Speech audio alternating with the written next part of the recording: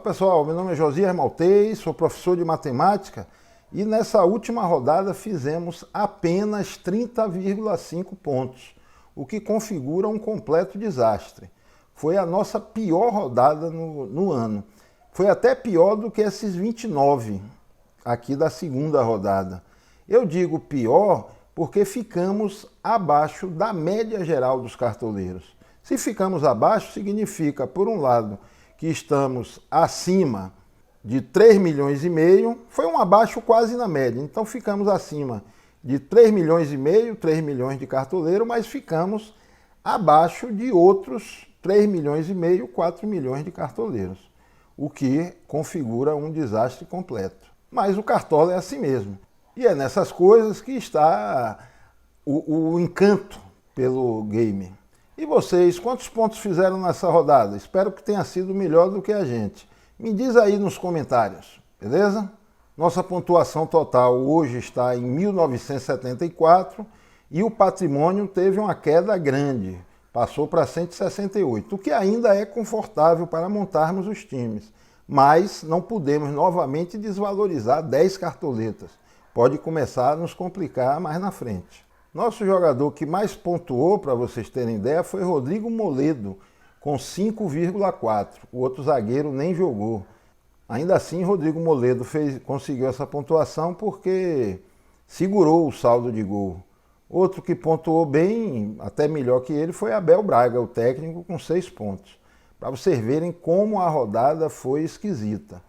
Capitão só entrou no fim do jogo, lá para uns 25 ou 30 minutos.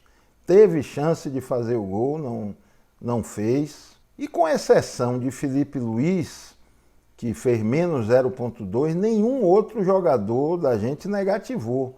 Só que não pontuaram bem. A gente precisa sempre ter uns 3 ou 4, 2, 3, 4, que façam uma pontuação melhor para diferenciar.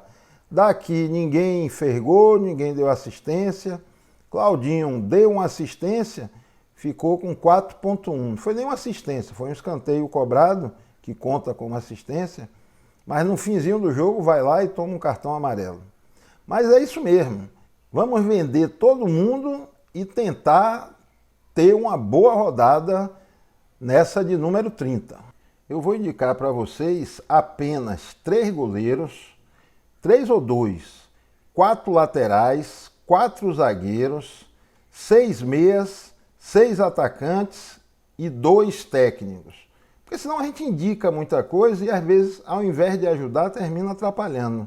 Então vou tentar indicar o dobro das possibilidades que tiver. Lateral tem 2 para a gente escolher, eu falo de 4. Somente aqueles que a gente considera com mais probabilidade de boa pontuação.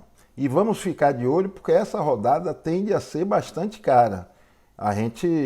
Aliás, muitas rodadas daqui para frente tendem a ser cara. Os times já estão saindo da Libertadores, só tem agora Santos e Palmeiras para fazer uma final. E no Santos, por exemplo, quando a gente quer colocar Marinho, já é 20 e tantas cartoletas. Então isso vai encarecendo os times. Mas está de boa. Vamos começar aqui pelo técnico, que a gente vê quais são os times mais favoritos. Porque a gente quer colocar como treinador um desses times. Aliás, quase todos eles são favoritos. É uma rodada repleta de favoritismo. O que se ajuda por um lado, também por outro nos confunde, porque nos dá muitas opções. Eu coloco aqui, não só como favoritismo, quase todos são favoritos. Atlético contra o Goianiense, Santos contra o Botafogo muito mal das pernas. Inter dentro de casa contra o Fortaleza, Vasco, que tem crescido pra caramba, contra o Botafogo. Ceará e Bragantino é um jogo equilibrado. Atlético Paranaense e São Paulo, ligeiro favoritismo para o São Paulo, mas não tão acentuado assim. Goiás contra o Flamengo numa crise braba, mas ainda é favorito. E seriam esses. Os 2 que eu considero com maior favoritismo são esses que estão aqui em nossa frente, é o Sampaoli e o Cuca. Além do favoritismo, são times ofensivos. O problema é que ambos gostam de tomar gol. E gol conta muitos pontos, pelo menos 2,5 ali para o treinador. Dentre esses dois, eu vou ficar com o Sampaoli. O Atlético é um time que rende muitos e muitos scouts para a gente. É claro que além desses, temos outros favoritos. Por exemplo, se o Corinthians estivesse aí e fosse jogar contra o Fluminense nessa rodada agora, Wagner Mancini ia pontuar a barbaridade, que ele acaba de ganhar de 5-0. Então, e não tomou gol e fez 5. É uma pontuação absurda. Será que tem algum técnico que vai dar uma goleada dessa? Escolha pensando nisso. Tô ficando com Sampaoli. Acho que é quem tem mais potencial na rodada. Na lateral, aqui eu só vou, como eu já tinha dito, eu vou indicar somente 4 laterais. O objetivo é não confundir, porque daqui a pouco a gente fala um bocado de gente, qualquer um pode imitar, é claro. Mas eu vou considerar aqueles 4 que eu acho com melhor potencial na rodada. Vendo o histórico do atleta, vendo o confronto, vendo o time contra quem eles jogam e a capacidade desse time de ceder desarme. Isso tudo favorece a escolha. Mas claro que terão outros nomes a vocês pensarem, a cogitarem. E os 4 que eu indicaria aqui seriam Guilherme Arana e Calegari, até pela média deles, pelo histórico. Calegari, por exemplo, de 12 partidas que ele disputou esse ano, ele fez 52 desarmes. E aqui no meio dessas 12 partidas, teve jogo que ele entrou no decorrer do jogo, ele não foi titular o tempo todo. É um ladrão de bola nato. E o confronto favorece o desarme, porque o desarme e o saldo de gol, o Sport não tem sido muito ofensivo, aliás, não tem sido nem um pouco ofensivo quando joga fora de casa, e adota aquela postura reativa, que é aquele time que quer partir, roubar a bola e tentar partir com rapidez. Quando você parte com muita rapidez, você perde a precisão, e isso favorece o desarmador. Outros nomes que a gente pode considerar, um é Felipe Jonathan, que enfrenta o Botafogo, um Botafogo muito enfraquecido, mergulhado na zona de rebaixamento e com poucas perspectivas de saída. Se for com tudo para frente contra o Santos, vai ceder algum scout para o time santista. E por fim, o 4º nome seria aqui do Iago Pikachu. Mas tomem cuidado, ele bateu o pênalti na última rodada contra o Botafogo, mitou, foi para 12,5. Mas se ele não bate o pênalti e se ele não mantém o saldo de gol, teria ficado com menos 0,5. Ele não é o batedor de pênalti do Santos. Ele bateu esse pênalti porque ele pediu a Cano, que é o oficial, pediu a Cano porque tinha muito tempo que ele não fazia um gol, a partida estava decidida, era no último minuto. Então, cuidado. Agora, é uma boa opção também, porque ele está jogando na frente, ele virou um ponta-direita. Isso aí deixa ele muito mais perto de uma assistência ou de um gol. Potencializa bastante. E o confronto, claro, é um confronto favorável. Mas eu vou fechar aqui com Guilherme Arana e Calegari, do Fluminense. Nessa rodada, como tem muitos times favoritos, eu vou espalhar goleiro, lateral e zagueiro, um de cada time. Eu não quero dobrar nenhum time. Acho que a gente não precisa. Porque vai que a gente dobra ou triplica algum time e esse time sofre um gol. A gente já perde 10, 15 pontos de imediato. E a gente pode também ganhar, é claro. Mas por que corrermos o risco? Eu estou colocando aqui times que tendem a manter o saldo de gol. Então, e temos muitos favoritos, dá para colocar um de cada equipe. Na zaga, apenas 4 indicações também. Muito embora, repito, tem mais opções que vocês podem considerar. Mas para não confundir a cabeça de ninguém, estou falando daqueles que acho que tem mais potencial. Um é Júnior Alonso, do Atlético. Mas eu já adianto que não vou colocar ele porque quero apenas um jogador de cada time. Existem muitos times favoritos, então a gente não precisa duplicar ou triplicar nenhum sistema defensivo. Então, um nome é Júnior Alonso. Os outros 3, mas não vou colocar ele, porque já coloquei Arana. Outros nomes possíveis são de, vamos ver, Leandro Castan, do Vasco, que enfrenta o Coritiba. Leandro Castan, o Vasco subiu pra caramba de produção, ele também gosta de ir pro ataque nos escanteios, tem uma impulsão boa e enfrenta um Coritiba psicologicamente abatido, já meio sem esperanças no campeonato, isso influencia. Então, Leandro Castan é uma opção muito viável.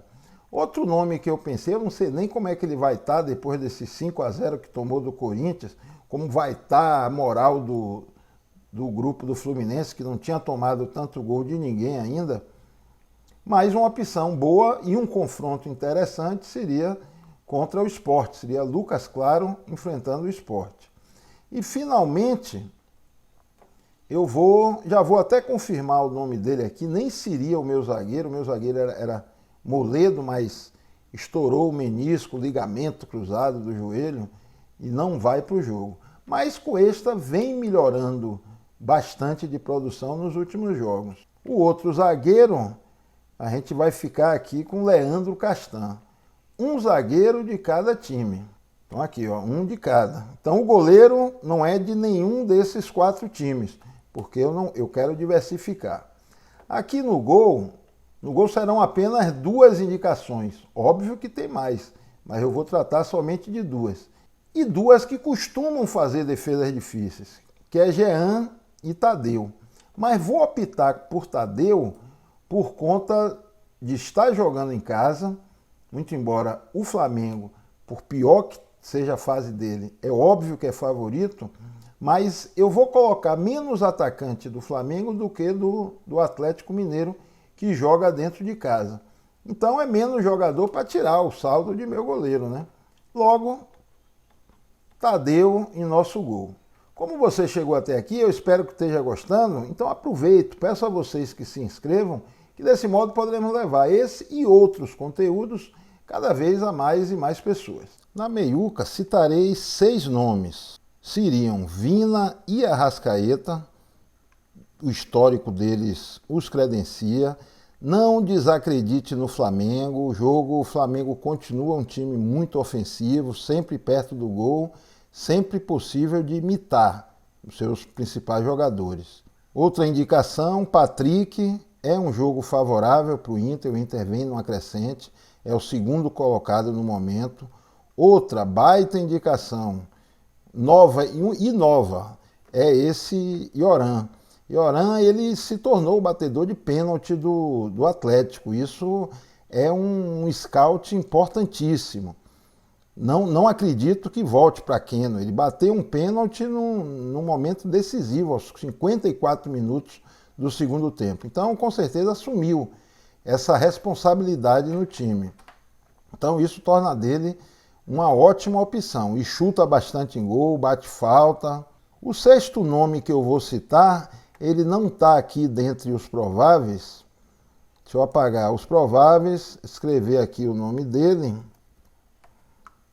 É esse Michel Araújo. Seria uma aposta muito fora da curva, até porque pouquíssimas pessoas devem estar pensando nele. Mas observem os scouts, isso aqui é sem gol, sem assistência. Ele chuta bastante em gol, isso aí já garante pontuação. E uma hora vai fazer esse bendito gol. Ele vem de 6,10, 3,90, 3,60, 7,30. É uma opção boa e o confronto é favorável. O Sport fecha a casinha ali atrás, então quem gosta de bater na entrada da área vai ter que fazer isso. E Michel Araújo é um desses jogadores. Mas não vou estar com ele. Os nossos meio-campistas serão, tirar aqui o nome dele, nossos meio-campistas serão Vina, pelo histórico, Arrascaeta e o 3º nome, primeira vez que eu escalo ele no ano, ou segunda no máximo, mas dessa vez eu estou escalando com uma certa segurança e esperança de pontuação boa, é esse Yoran. Ele fecha a nossa meiuca. No ataque, nossas melhores opções são, inclusive eu lembro a vocês, se eu fizer qualquer alteração no time, divulgo no Instagram e principalmente aqui no topo dos comentários desse próprio vídeo. Aqui no ataque temos a volta do velho mito Marinho, que eu já vou confirmar no time, não deixem de colocar ele. E as outras 5 possibilidades ficam entre Keno, do Atlético. O Atlético é sempre ofensivo, seja dentro de casa ou fora de casa. Agora, dentro de casa, além de ofensivo, é muito eficiente. E Keno, mesmo perdendo o direito de bater o pênalti, continua uma excelente opção. No último jogo, fora de casa contra o Bragantino, ele fez apenas 1 ponto, mas passou diversas vezes perto de dar assistência. É que nem sempre ela vem. Outro nome é Claudinho, do Bragantino. O Ceará, dentro de casa, ataca bastante e cede espaço para jogadores rápidos e inteligentes como Claudinho. Temos Cano, que é um atacante eficiente. Os scouts dele têm melhorado. Ele não está mais pontuando apenas com um gol. Ele vem chutando bastante. Isso deve acontecer contra o Coritiba. E se fizer gol, aí imita pra caramba. Se fizer 2, aí a gente corre para a torcida. Outro nome que nós temos é o de Bruno Henrique. O Flamengo continua um time favorito. A gente às vezes reclama do Flamengo, mas esquece que estamos reclamando de um time que está no G4 e, de certo modo, elogiando um outro que ainda está no Z4. Por mais que tenha melhorado o futebol do Goiás, mas o fato de estar no Z4 aumenta muito a responsabilidade dele e diminui a confiança, o nível de confiança. Então considero o Bruno Henrique uma excelente opção. Outro nome a ser considerado por conta do confronto é o de Yuri Alberto, que vai assumir a vaga de Thiago Galhardo, e ele fez algumas pontuações bem interessantes. Sempre está positivando aqui. É um bom nome. O Inter deve atacar bastante o Fortaleza, que não é um time que sofra tantos gols, mas claro que a gente tem que dar um favoritismo àquele que está no segundo lugar da colocação, do campeonato. Outros 2 nomes que não é bem uma indicação, porque a gente combinou apenas 6, mas outros 2 nomes que a gente deve ficar de olho é o de Gabigol ou Pedro. Tentem lembrar quantas vezes Pedro ficou de cara para o gol em condições de marcar no último domingo. Então não vamos menosprezar o poderio ofensivo do Flamengo.